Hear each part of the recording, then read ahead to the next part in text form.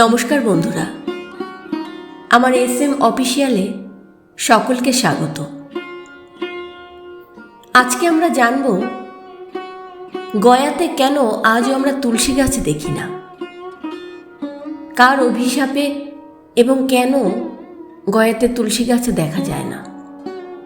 তো ভিডিওটি শুরু করার আগে সকল বন্ধুদেরকে এটাই বলবো, ভিডিওটি যদি ভালো লাগে তাহলে একটা লাইক আর কিছু মতামত থাকলে কমেন্ট করে অবশ্যই জানাবেন। আর নতুন বন্ধুরা অবশ্যই চ্যানেলটি সাবস্ক্রাইব করে নেবেন। তো চলুন আজকে জেনে নিই গয়াতে কেন তুলসী গাছ জন্মায় না। ত্রেতা যুগের শ্রী রামচন্দ্র এবং মাতা সীতা ভগবান বিষ্ণু এবং মা লক্ষ্মীর অবতার। তারা রাজা দশরথের মৃত্যুর পর দশরথের পিণ্ডদানের জন্য বিহারে অবস্থিত বুদ্ধ গয়ায় গিয়েছিলেন। বাবার পিণ্ডদানের জন্য সামগ্রী জোগাড় করতে গিয়েছিলেন রাম এবং লক্ষ্মণ। সীতা তখন একা ছিলেন। এদিকে সামগ্রী জোগাড় করতে গিয়ে বেলা গড়িয়ে যায়, ফলে রাজার পিণ্ডদানের সময়ও পেরিয়ে যেতে থাকে। সেই সময় সীতাকে দর্শন দেন রাজা দশরথ এবং তিনি পুত্রবধূকে বললেন তার খুব খিদে পেয়েছে, তাকে কিছু খেতে দিতে। এই শুনে সীতা দশরথকে বললেন যে তার দুই পুত্র পিণ্ডদানের সামগ্রী জোগাড় করতে বাইরে গেছে। পুত্রদের হাতের জল পেতে হলে রাজা দশরথকে আরও একটু অপেক্ষা করতে হবে। রাম লক্ষ্মণ ফিরলে সীতা তাদের সঙ্গে শ্বশুরের উদ্দেশ্যে পিণ্ডদান করবেন। কিন্তু অপেক্ষা করতে নারাজ রাজা দশরথ।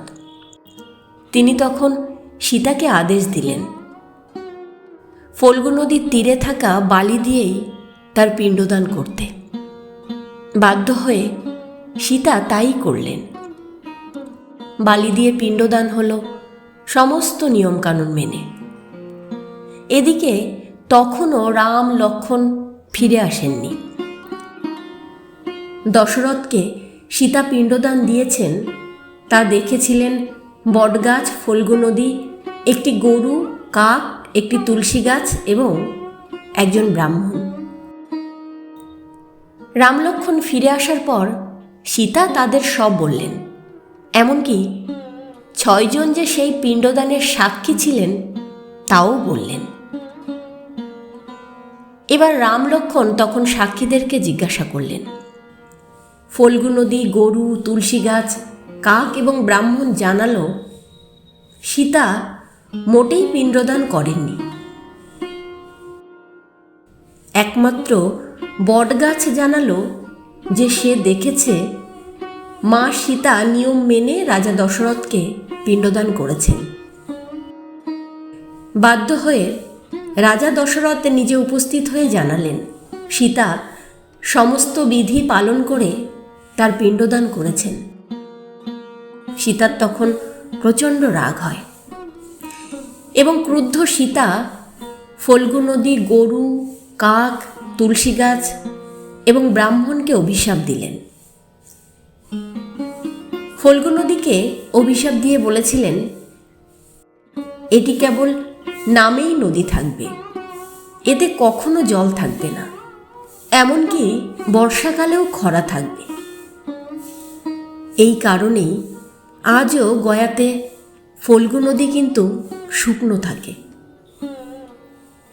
এবার গাভীকে অভিশাপ দিয়ে বলেছিলেন গরু পূজনীয় হলেও শুধুমাত্র তার পেছনের অংশই পূজিত হবে এবং গরুকে খাওয়ানোর জন্য দাঁড়ে দাঁড়ে ঘুরে বেড়াতে হবে।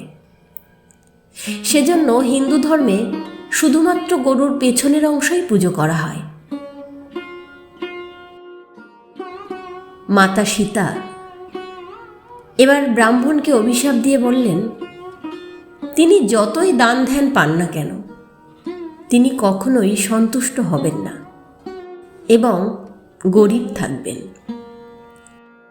তাই দান দক্ষিণা করেও ব্রাহ্মণকে সন্তুষ্ট করা যায় না। মা সীতা এবার তুলসীকে অভিশাপ দিয়েছিলেন যে গয়ার মাটিতে কখনো তুলসী জন্মাবে না।